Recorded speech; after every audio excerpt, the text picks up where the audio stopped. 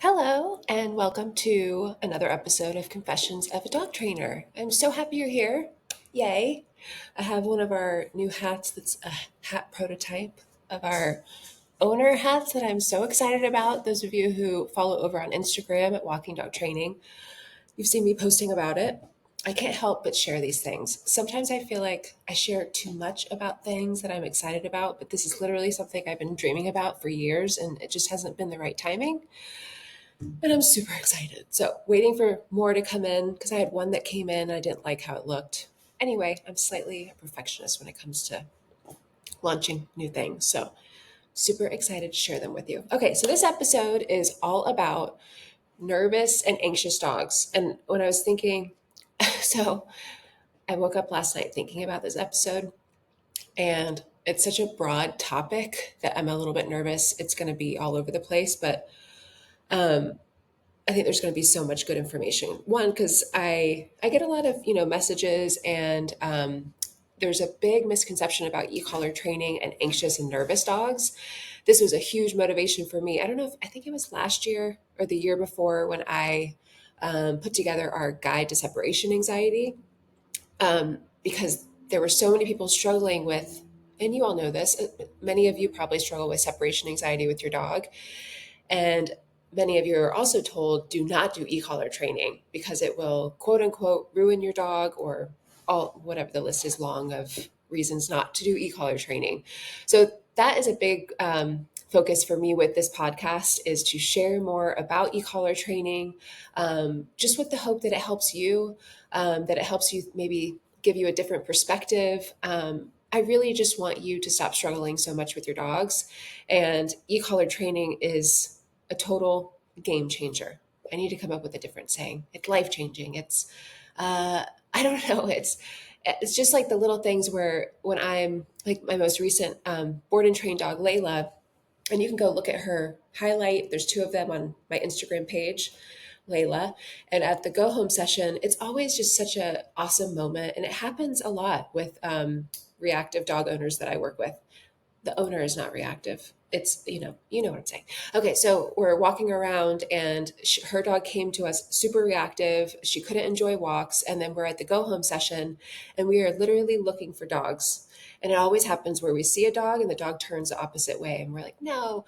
But that's what I want for you. I want you all to experience that. And so that has been a huge motivation for me with creating our online resources. Board and trains are more expensive. I like to think of it as my VIP service. And I know not everyone can do a board and train. So I wanted to create resources that could help you. So anyway, so the guide to separation anxiety was all about everything that I do with dogs. I don't like working with separation anxiety dogs. It is so much work. I really do think that separation dogs with separation anxiety should probably be in a program a little bit longer than 2 weeks. Although I have worked with a couple, and I was very upfront with the owner in the beginning.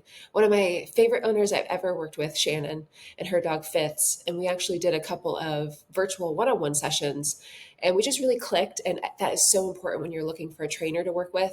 Those of you who have looked at our Balance Trainer directory, and anything that I mention of my resources, I'm going to link them in the show notes so that you can go and click on it if you want to take a look.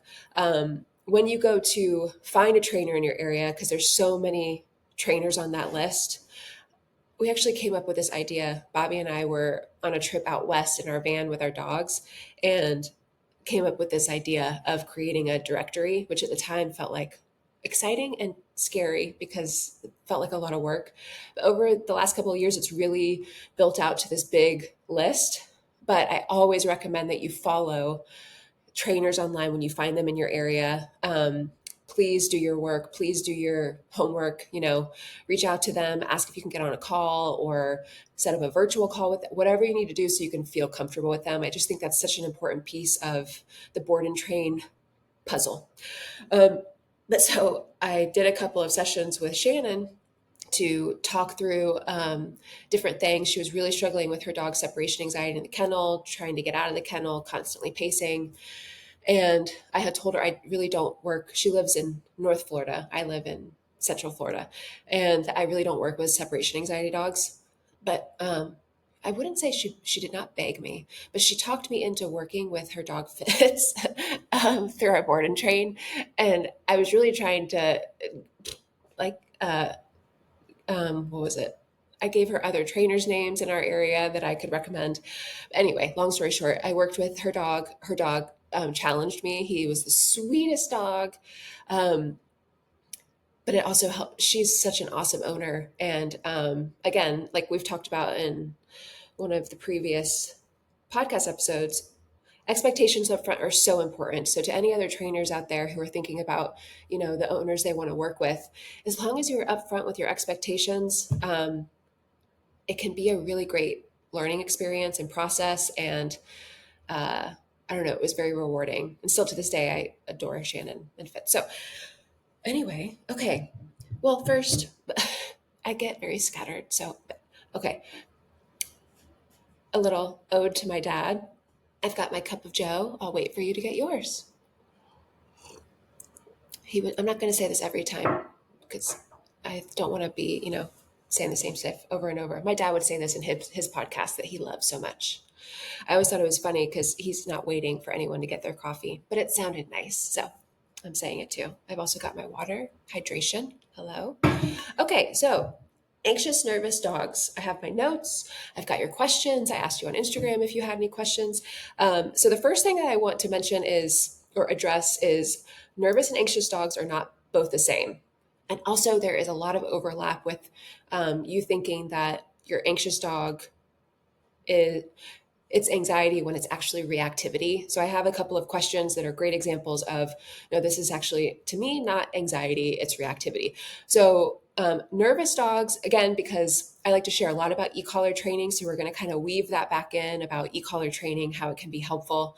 But a nervous dog, to me, a great example is a dog, Koa, I worked with. One of my favorite, I feel like I say this a lot.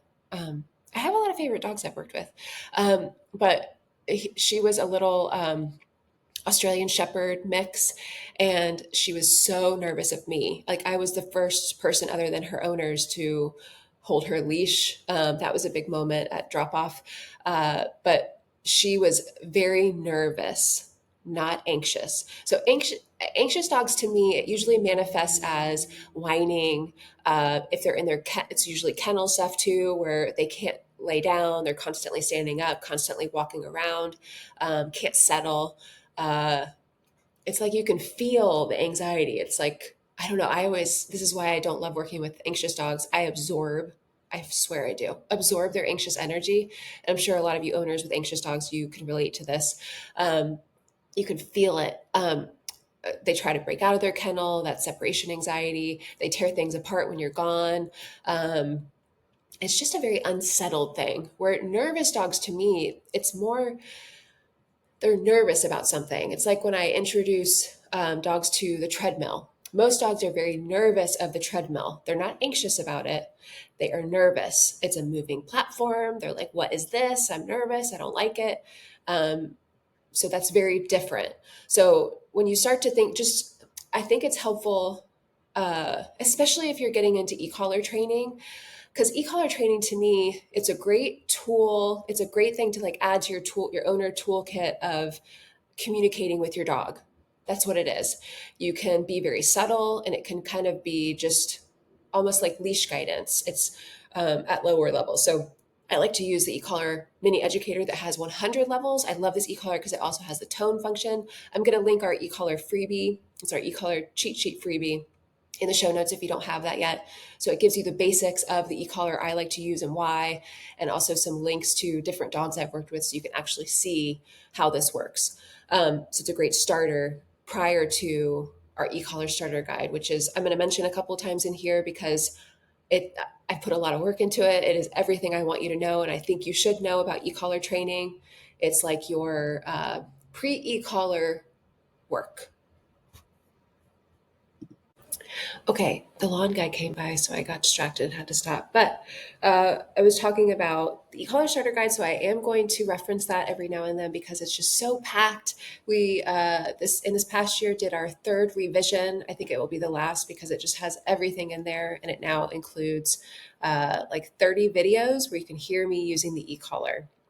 So I'm going to reference that because I think that is super helpful. And yeah, I don't know. I think I used to be nervous to talk about my resources because I didn't want to be quote unquote salesy. That's always the thing you hear that people are nervous about. But I really don't care. I do care. I don't know. I want to help you, and they're helpful. Okay. So, something also, I was saying that anxious dogs and nervous dogs tend to be different. There are situations where it's a little bit of both. It's nerves and anxiety. Like if your dog gets nervous about or anxious about thunderstorms and they're like uh, panting a lot or shaking, that is a combo. So, just to put that out there, there's no like perfect answer to everything, but I know I hear so often from you all that I think you're really overthinking the anxious stuff and it holds you back from addressing certain behaviors that would be really helpful with the e-collar. It prevents you from moving forward with e-collar training because you look at the anxiety or your dog being nervous is like they're made of glass and they're not. So hopefully this episode will help with that. Okay, so I wanted to jump into a couple of things. These were some questions that really help. They're great examples of anxiety. Doesn't it's you might think it's anxiety when it's really something else. Okay, so one thing was a question. Window anxiety. My dog barks at everything out the window, but not when in the yard. How can we help her? So, first of all, that's not anxiety, that's reactivity. So, reactivity is when your dog is barking and lunging and reacting to things. Anxiety would be they're sitting on the couch and shaking or panting when they hear people outside. So that's a big difference. So you can definitely address the reactivity at the windows. Um, I use the e-collar for it. So we actually go into detail on this in our e-collar starter guide. There's a new bonus section in it called the problem solver guide. So there's a bunch of different problems that you're struggling with and how I would use the e-collar for each one. And one of them is barking out the window in your car. And then another one is reactivity in the home. So you would first introduce the e-collar. That is step one. This is why I'm going to mention the e-collar starter guide a lot because that's step one. Introducing the e-collar. We show you how in the e-collar starter guide. Then you can address all these other things. It's just so great. So yeah, I would correct for the barking. You want to say no to the barking. That is so helpful so that now your dog understands, oh, I can't do that anymore. Now what? And then you give your dog guidance on what you want them to do. Have a leash on for extra guidance. Then I would recall over to you and give them a job. Place would be my go-to. Don't let your dog hang out on the back of the couch looking out the window all day. If you struggle with window reactivity, which we now know it's not anxiety at the window, it's reactivity. Okay, the other one, high anxiety dog goes crazy when people come to the door. Again, this is not anxiety, this is reactivity. And so the reason I think this is so important to mention is it's so much easier. I think it's like such a mental block when you think of your dog as this anxious. Whenever someone talks about their dog that they're anxious, it's like they have to baby them or they're nervous, they don't want to make them more anxious. And when you're talking about e-collar training, there's already so many misconceptions out there. So then it's like, well, I can't do e-collar training with my anxious dog. That seems crazy, which is not true. And we'll talk about that. But your dog is reactive.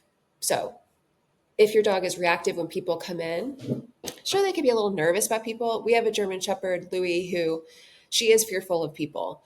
But I don't say that in a way where it's like, I have to, um, what is the term? Like, I don't feel like I have to baby her to help her not be more fearful. I like to give her a job to focus on, which is either in her kennel or on place when people come over. We go the route of she doesn't need to be out when people come over. It's just too stressful for her. I have a hard time focusing on a dog and people, unless it's a training dog and it's an opportunity for me to work through stuff because that is my job. But as a lifestyle with our dog, Louie, it's just we like to keep her on her own, unless it's a certain situation where the people who are over totally get it and they know to ignore her and all the things. But yeah, reactivity when people come. What was I? Oh, see, this is, I get so distracted. Can anyone else relate to this? I hope so. Okay, now I want to talk about how the e-collar can be helpful when working with your nervous and anxious dogs. And we have some really great questions that I want to talk through because hopefully it will give you some insight into why and how e-collar stuff is so helpful, because it's one thing to tell you this, it's another thing to actually show you and give you examples.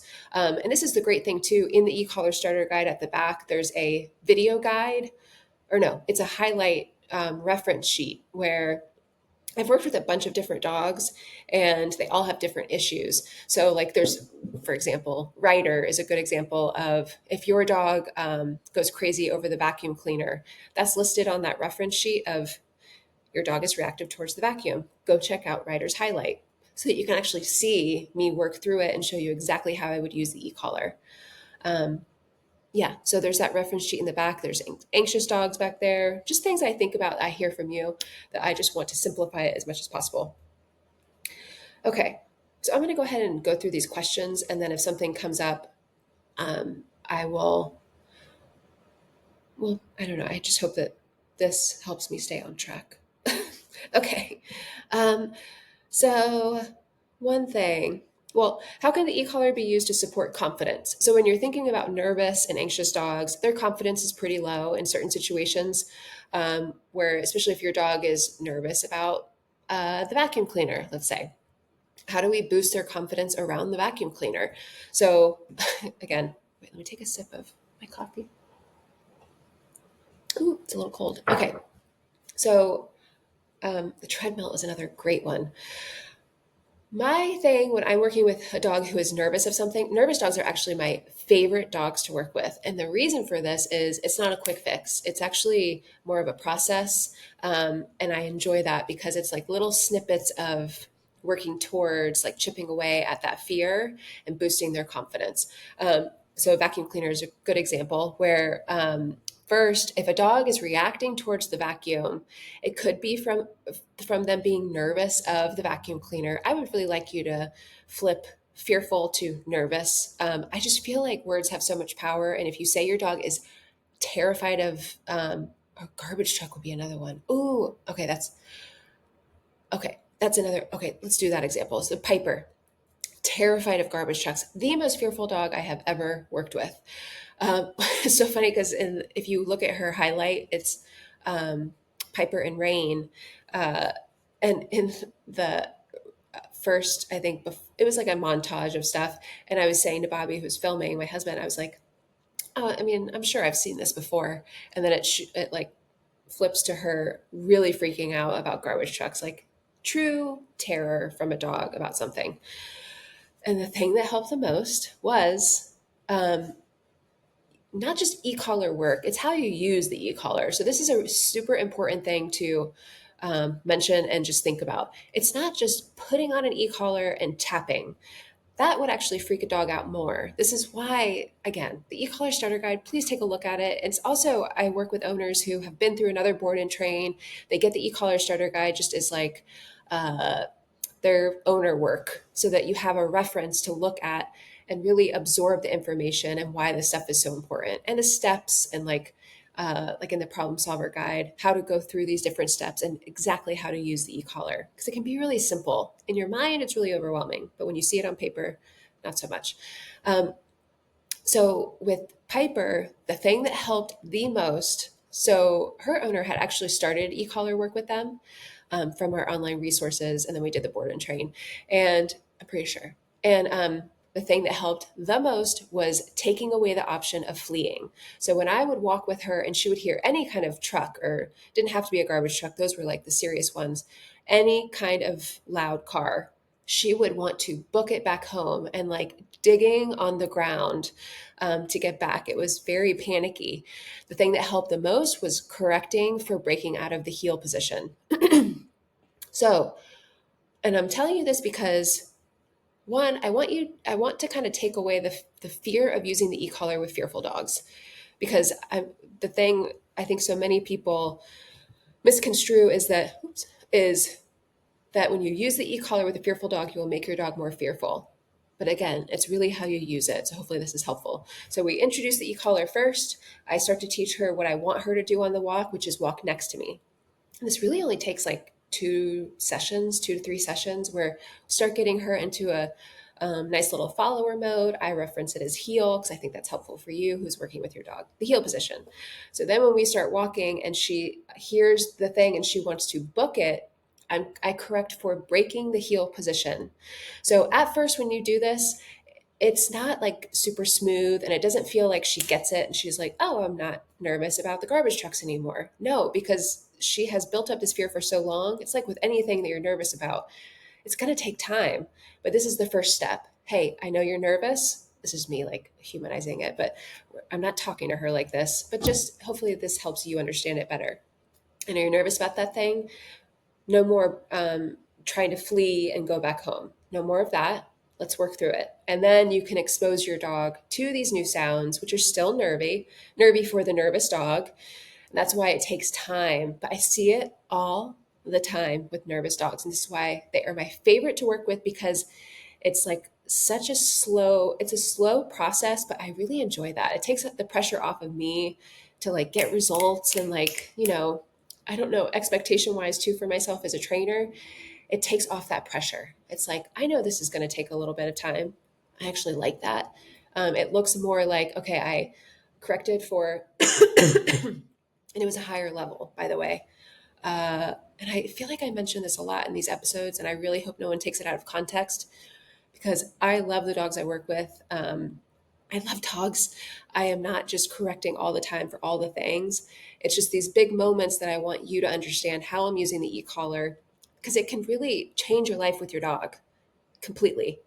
So for a dog who was the most terrified dog I've ever worked with, now we can walk her past garbage trucks and you can see in her highlight um, this. So I hope that if you have a really fearful dog of things, you go and take a look at her highlight. It's Piper and Rain. And it's just filled with a lot of things where you can see from start to finish. And that's within 2 weeks. And not to say she couldn't have been with a trainer for longer. But again, my program is a head start for owners.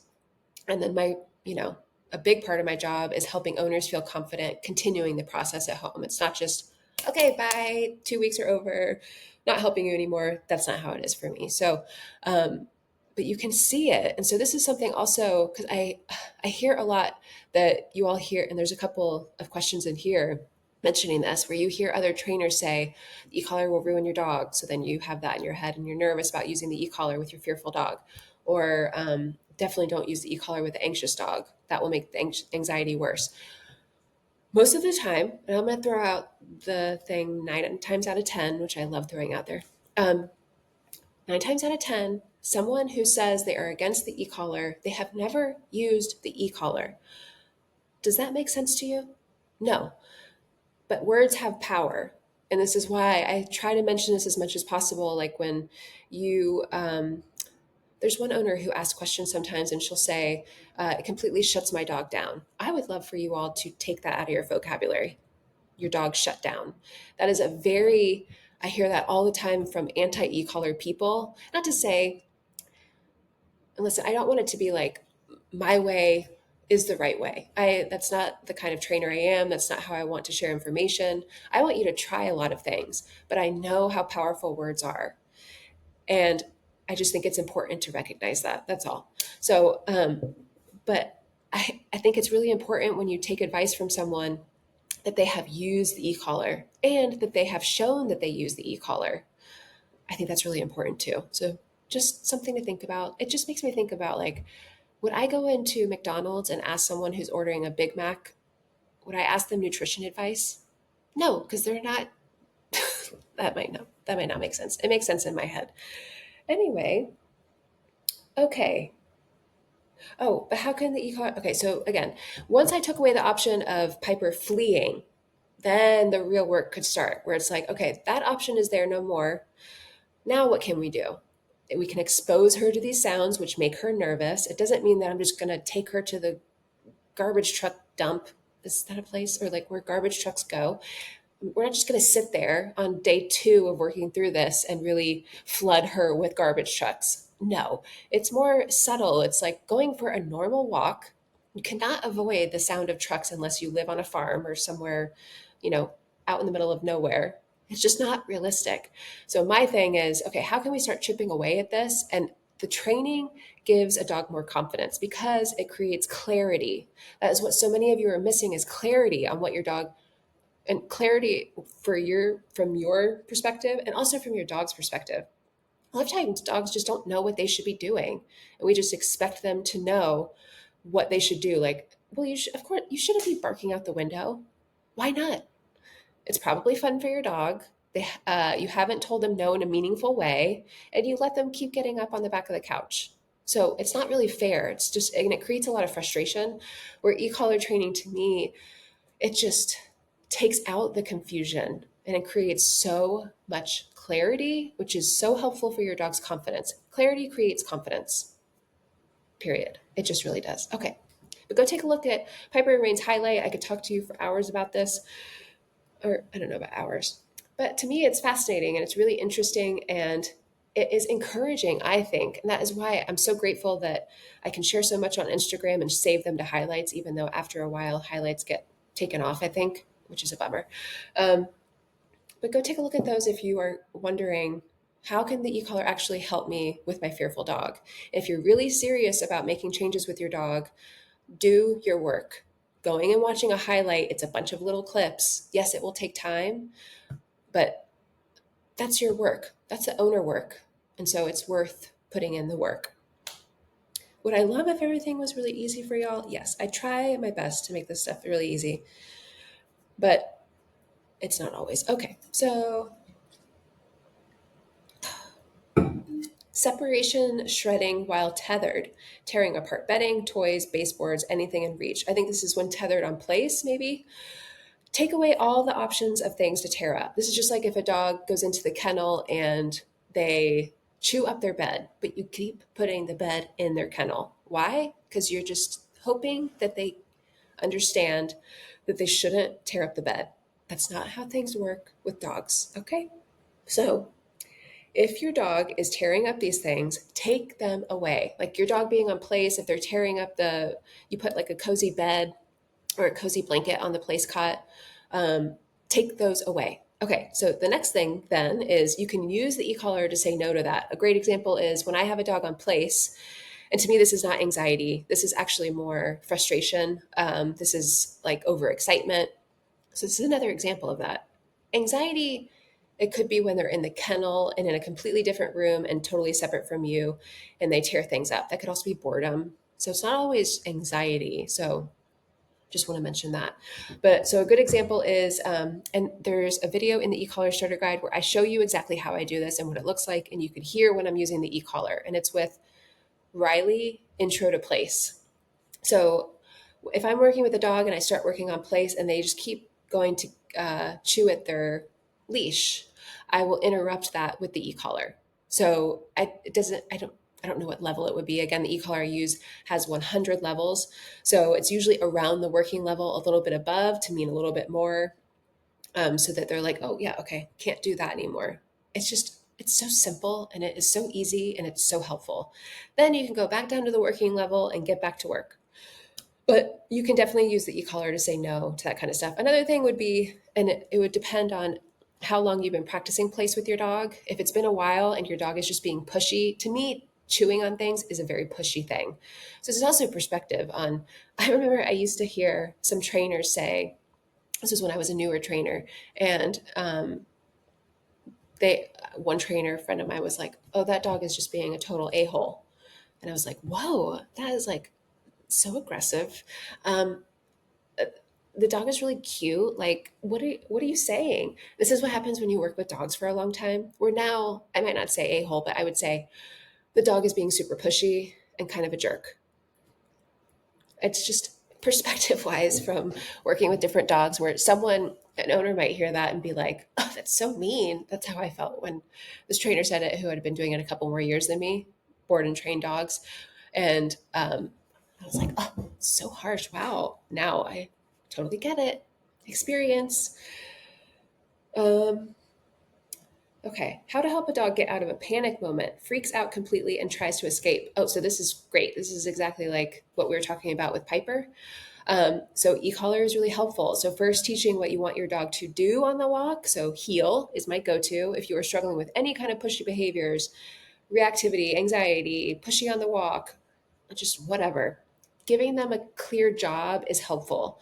Your dog walking out in front of you, In the long run, that might not be so bad. Like there are some dogs that I am a little bit more lenient with. For example, we have two dogs back for boarding right now, little Westie, Brody, and Chocolate Lab, Tank. Tank tends to be a bit pushy, but I haven't worked with him in a while, so he's back for boarding. And so when we go out on the walk, he's a little more ahead of me than I'd like. Um, but to me, it's like I'm not going to really force things or really put so much effort, especially with a boarding dog, unless the owner has said, "Hey, I'm really struggling with this. Tank is being more pushy on walks and reactive. Can you help me kind of tweak some things?" Then I would. The owner hasn't said any of that. And so went out on a walk. He's a little bit ahead of me.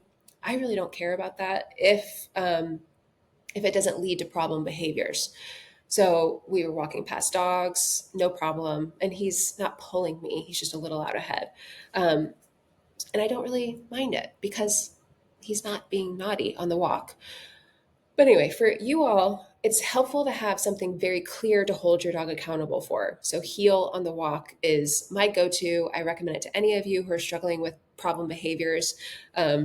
Heel. So, then if your dog tends to get really nervous about things and they want to go book it back home, you can correct for breaking heel. You're not correcting your dog for being nervous. You're correcting for a known command. This is where training is really helpful to provide clarity. So, if it was just like, your dog is just walking and doing whatever, it wouldn't be as clear and it could lead to some more nervous behavior. But when you're clear about, hey, no pulling me towards the grass, because it's also important to hold your dog accountable for heel for little things. Don't pull me towards the, not detergent, what is it?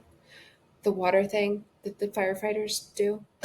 What is the thing dogs love to pee on? A stop sign. No pulling me towards the stop sign and correcting for that. So it's not just for the big, huge moments, but it's really helpful to use those moments to say no to the fleeing behavior. Now, let's start walking.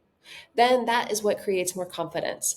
It's what you do after correcting for fleeing back. Again, you're not correcting for the fear, you're correcting for breaking out of the heel position. And I know it works because it worked with Piper, and she is such a good example of this. And it was a higher level that I used with her because her fear was so intense. I needed that level to mean something because, like I like to describe e-collar correction sometimes is your dog being able to quote unquote hear the level. They can't hear it. It's, a feeling. But if it's such a big, loud moment, like your dog reacting and barking, they're not going to be able to hear the correction. They're not going to be able to feel the correction really if it's a lower level. So if your dog is super freaked out and they're just panicked and running like Piper was, I needed a higher level to say no to that, to really mean something, to like snap her out of it. So then when you do that, then you can start to, okay, now what should she do? Let's go, heel, and keep walking. So the combo is really helpful. So saying no to what you don't want your dog to do and then showing them, this is what I want you to do instead. So I hope that that's helpful. And again, go take a look at Piper and Rain's highlight. Uh, I'm sure I talk more about this in there. I think it would be helpful. Okay, some more separation anxiety questions. Another one I really loved. This was from Brooke. Hi, Brooke.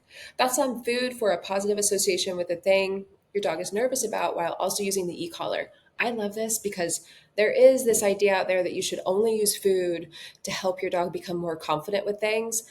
What I find is most dogs will not take food when they're really nervous about something. Like, again, Piper, her fear of the garbage trucks. I could have held a steak in front of her and she would not care. So it really depends on the dog. If I'm working with a dog who might be nervous, but not super freaked out, maybe I could use food. A good example is when dogs are fearful of stairs. They just do not want to walk on the stairs. But if you have a really food driven dog, you can use food to like reward for putting their foot on the stair. Or the treadmill is another good example. Most dogs are very fearful of the treadmill when you first start. So you can, Layla's not a good example because she was not fearful of the treadmill. She's actually one of the few dogs I've worked with who are not fearful.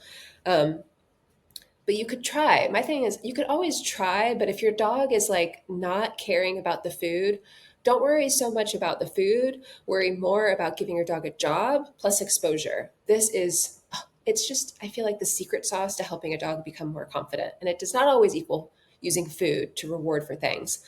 I almost always only use food with a dog if, well, yeah, I don't really use food with really nervous dogs. A time that I did was Koa, the little Australian Shepherd mix that I worked with, who was really fearful of people.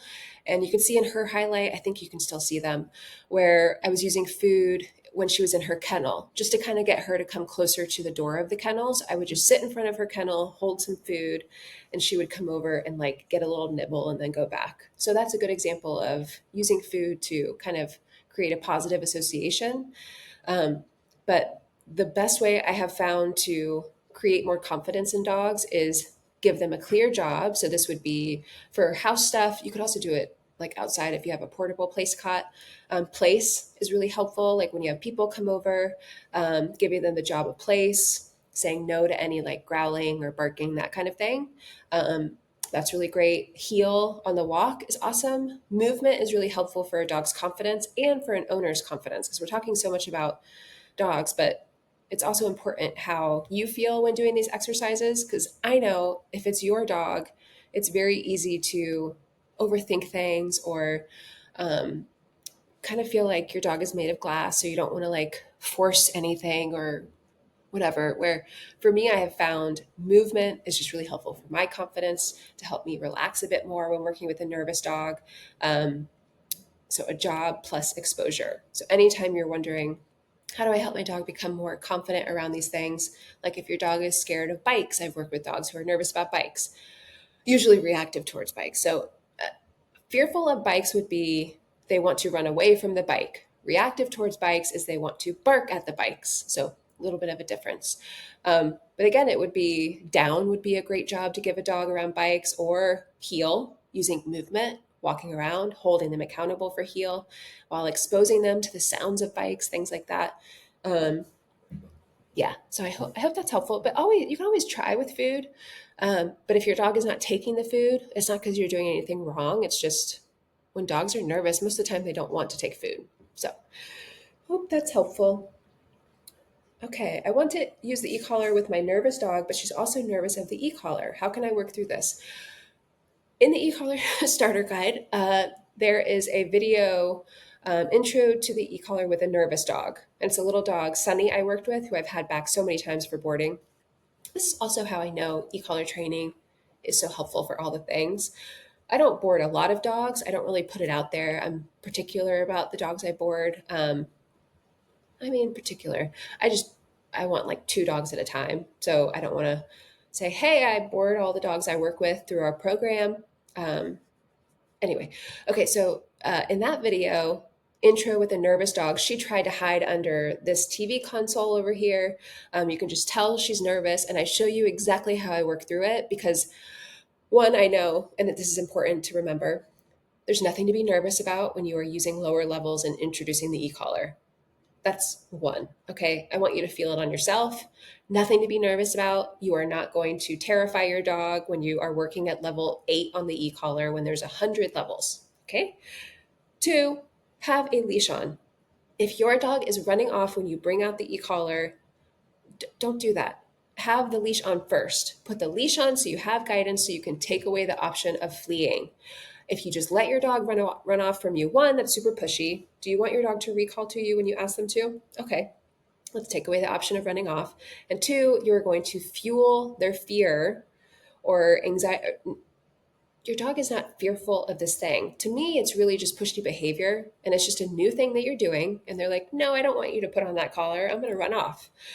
So have a leash on. I like to put on the e-collar when a dog is in the kennel first, then put on the leash and then guide them out of the kennel and start that way. Don't just chase your dog around the house.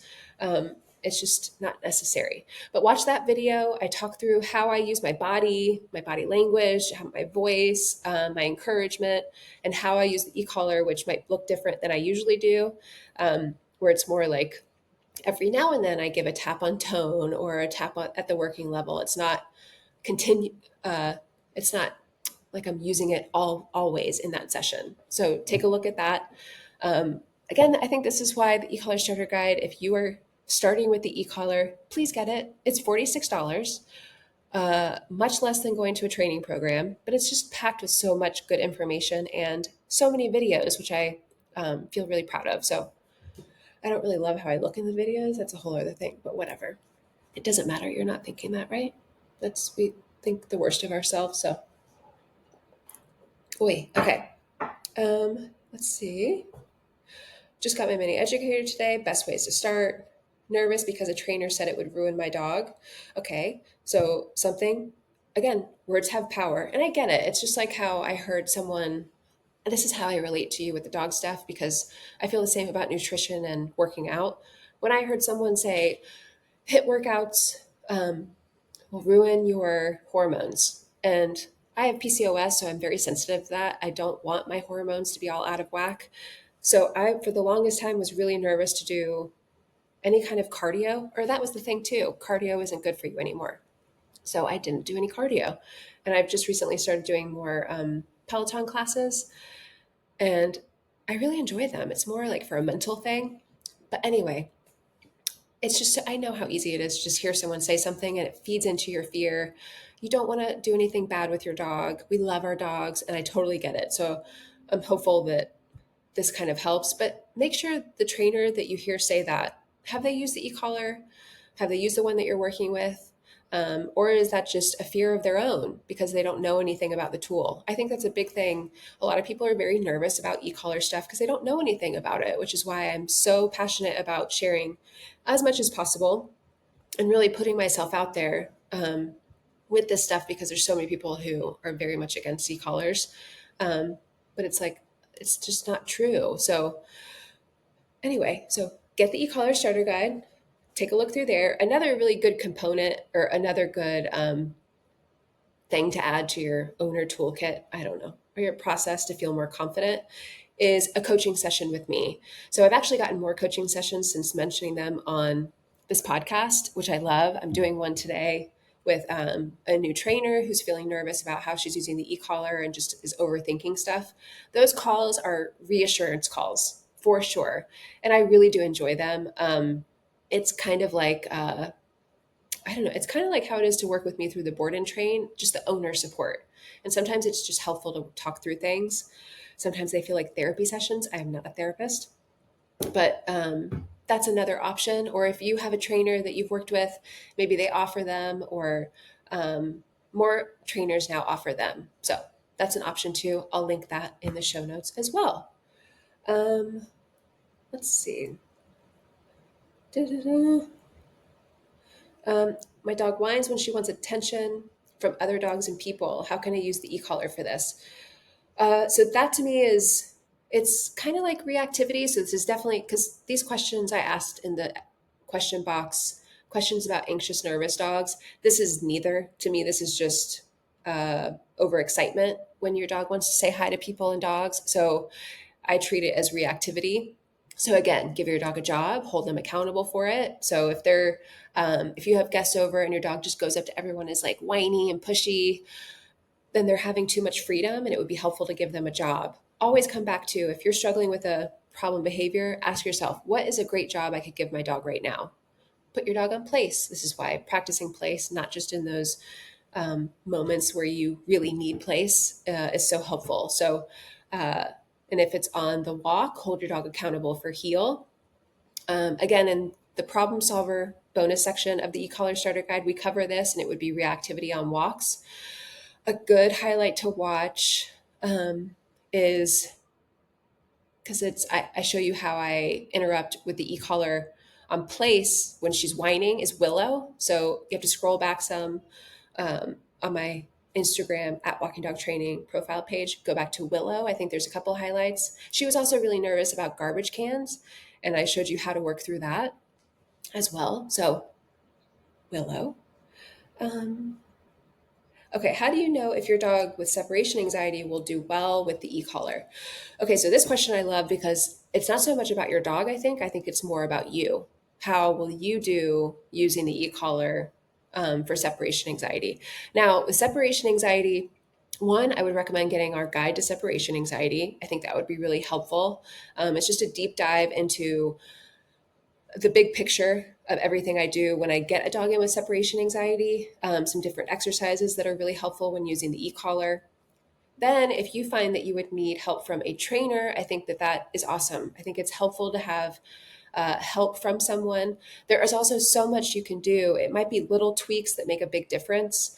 Like I've done some coaching calls with a great owner who her German Shepherd had separation anxiety in the kennel, and we did a coaching call, and she ended up using the e-collar to say no to her dog was putting her or his nose on the door of the kennel. And I have found that if you correct for that, it kind of de-escalates a dog where then they're like, oh, can't do that. And her dog ended up laying down and it wasn't really a big deal. That's not how it is with all dogs. But again, that's like a little thing that I think she just wasn't thinking about. And now, since then, she's sent me a couple of videos of her biking with her dog, and she has two dogs. So, biking with one while the other one's at home. And I think she mentioned my other dog's at home, not having separation anxiety. So, there's a lot you can do. It's just, I think, doing your part, doing the owner side of things, which is read the material. I created that guide so that you have all the information to really give you as much help as possible for yourself to do it. Now, how do you know if a dog will respond well to the e-collar? I think it's more all dogs respond differently to the e-collar period. Some dogs are more sensitive. Some dogs are more vocal, which means they might like "Arr!" or which can really make an owner nervous. Um, some dogs separation anxiety is so intense that it really takes longer to rehab that separation anxiety. It just depends, but there's options for you. So read through the guide to separation anxiety. I would also get the e-collar starter guide. We have an anxious dog bundle. If you want to introduce the e-collar, the combo would be really helpful. Then you could set up I'm going to start calling them reassurance calls, I think. You could set up a call with me. They're 30 minutes. We can talk through things. I can give you specific advice. I think that would be really helpful for you. You could try some things and then maybe do an extra call. Um, Also, with owners that I've done virtuals with, I am open to you messaging me afterwards if you have questions, because now I know your situation. I can be more personal and intentional with my responses. Otherwise, if I have not done a virtual with you, I will probably mention that, hey, this would be best talk through in a virtual coaching call. And that's not because I want you to pay for a call. It's really, it takes time to answer questions and messages. And I want to be thoughtful. I don't want to just give you a short answer that makes me feel a little bit rude, even though, it is what it is. I want to be able to talk things through you because it helps me really give you thoughtful answers. So, anyway, e-collar for separation anxiety is so helpful. I'm going to actually also link, there's going to be a lot of links today in the show notes, link a blog that I wrote about the e-collar and how it's helpful for separation anxiety. Because I like to think about just a quick kind of recap about separation anxiety and the e-collar. If you think about your dog who has separation anxiety, to me, it's like a hamster on a wheel. It's just they're going. It could be whining in the kennel. It could be pacing in the kennel. Like I always go to kennel stuff because it's just a really good example. And it's so hard to snap them out of it. With the e-collar, it's kind of a way to stop the wheel. So they're going on the wheel, just going, and then you stop the wheel. It's like, oh, okay. Then when you either interrupt the whining, I like to describe it as an interruption because that's what it feels like for me. Yes, you can say no and correct for things with the e-collar, like putting the nose up to the kennel, like I mentioned. If that leads to them pushing out of the kennel, saying no to that is a really great way to stop that behavior. And then they can kind of figure out, okay, if I can't do that anymore, what else can I do? And sometimes it's curl up and lay down, which would be amazing. But as an interrupter, because a lot of times it's like the whiny stuff, and you can use the e-collar to interrupt that whiny. It's like a roller coaster, and it's just been so helpful. I mean, a good example, like I said before, my Willow highlights, where I show you when she's on place when I interrupt the whiny stuff, and it's very subtle. It's very I don't know. I don't know if people think e-collar, you're going to zap a dog. I don't know. But it's just very subtle. And so that is why it's important to me to show you as much as possible so you can see, I could try that with my dog because you can. There's so much that you can do. But yeah, for separation anxiety, it's super helpful. Again, our guide to separation anxiety would be helpful for you. Um, let's see. Okay, this is going to be like an hour long episode. I hope y'all have your coffee. Hope you're zinging.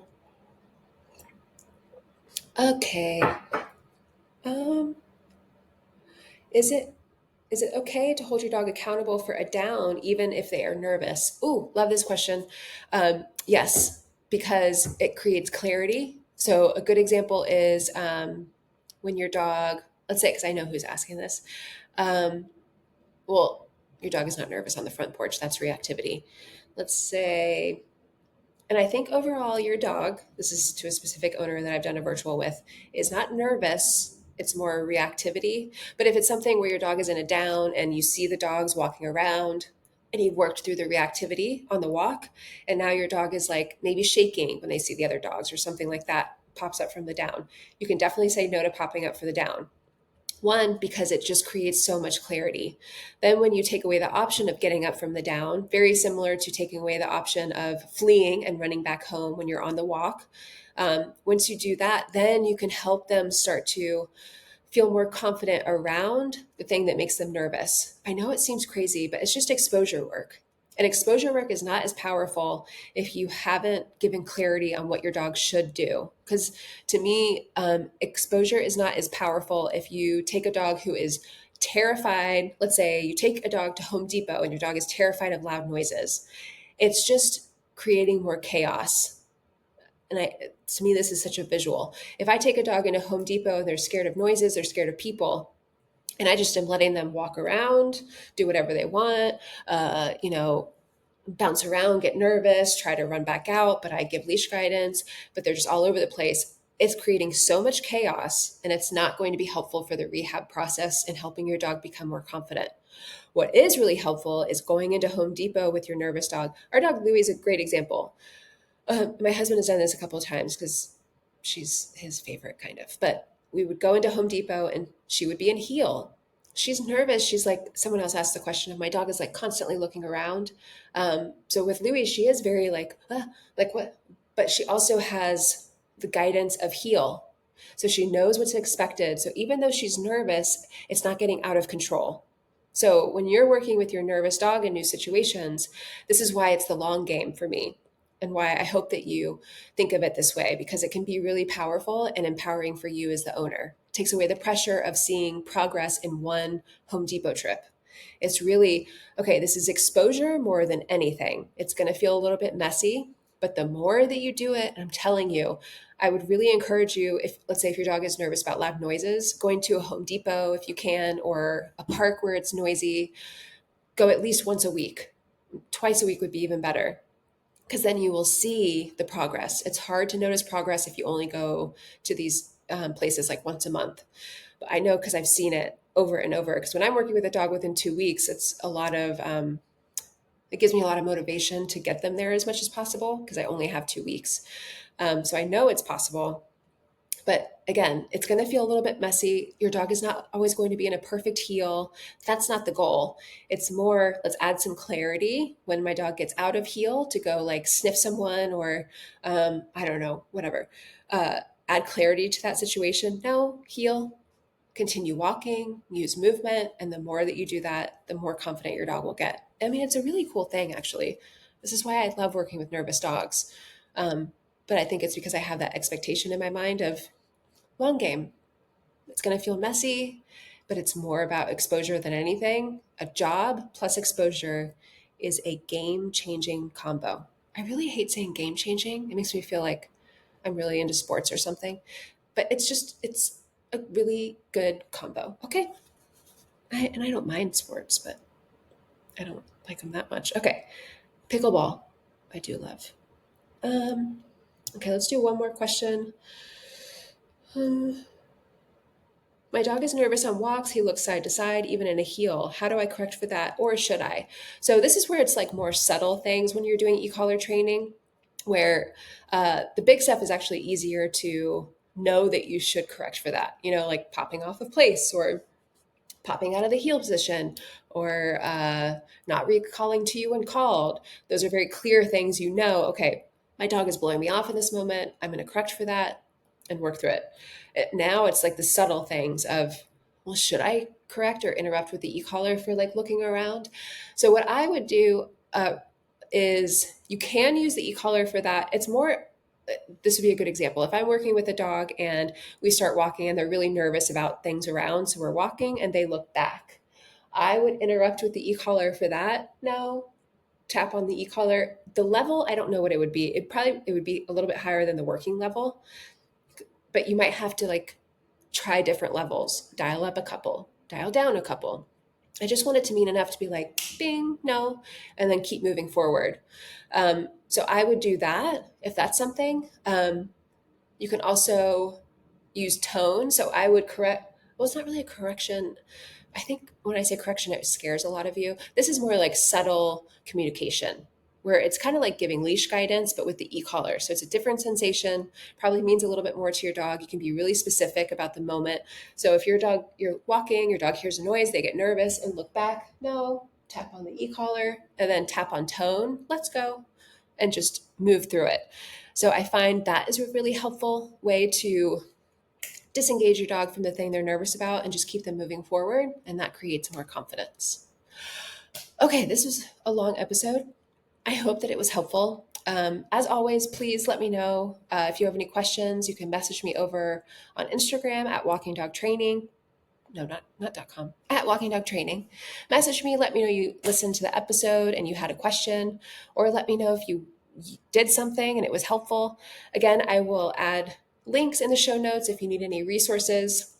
And if I missed anything, let me know. But I know having an anxious, nervous dog can feel overwhelming, but I hope this gives you some encouragement. Again, nervous dogs are my favorite to work with because it's all about boosting their confidence, and e-collar training is so helpful for that. Okay, I hope this was helpful. Until next time.